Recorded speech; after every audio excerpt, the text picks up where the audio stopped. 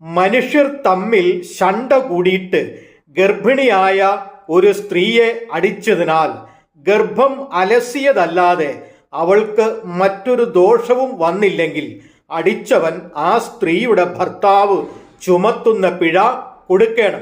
ന്യായാധിപന്മാർ വിധിക്കുന്നത് പോലെ അവൻ കൊടുക്കണം. മറ്റു ദോഷം വന്നിട്ടുണ്ടെങ്കിൽ ജീവന് പകരം ജീവൻ കൊടുക്കണം. കണ്ണിന് പകരം കണ്ണ്, പല്ലിന് പകരം പല്ല്, കൈക്ക് പകരം കൈ, കാലിന് പകരം കാൽ, പൊള്ളലിന് പകരം പൊള്ളൽ, മുറിവിന് പകരം മുറിവ്, തിണർപ്പിന് പകരം തിണർപ്പ്. പുറപ്പാട് പുസ്തകം 21 അധ്യായം 22 മുതൽ 25 വരെയുള്ള വാക്യങ്ങൾ. ന്യായപ്രമാണ കാലഘട്ടത്തിൽ അന്യ പുരുഷൻ ഒരു ഗർഭിണിയായ സ്ത്രീയെ അടിച്ചാൽ അവളുടെ ഗർഭം അലസിപ്പോയെങ്കിൽ അവളുടെ ഭർത്താവ് ചുമത്തുന്ന പിഴ അടിച്ചവൻ കൊടുക്കണം.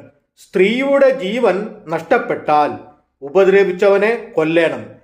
സ്ത്രീ മരണപ്പെടാതെ കണ്ണിനോ പല്ലിനോ കൈക്കോ കാലിനോ കേടുപാട് സംഭവിച്ചാൽ തല്ലിയവന്റെ അവയവങ്ങൾ കേടുവരുത്തണം. ഇതായിരുന്നു മോശയുടെ ന്യായപ്രമാണം. ന്യായപ്രമാണ യുഗത്തിൽ സ്ത്രീയെ തല്ലുന്നവന് കൊടുക്കുന്ന ശിക്ഷ. ഈ കാലഘട്ടത്തിൽ ഇപ്രകാരമുള്ളൊരു ശിക്ഷാവിധി ഉണ്ടായാൽ കുറ്റകൃത്യങ്ങൾ കുറഞ്ഞിരിക്കും എന്നാണ് എനിക്ക് തോന്നുന്നത്. ദൈവം നിങ്ങളെ അനുഗ്രഹിക്കട്ടെ. ആമേൻ.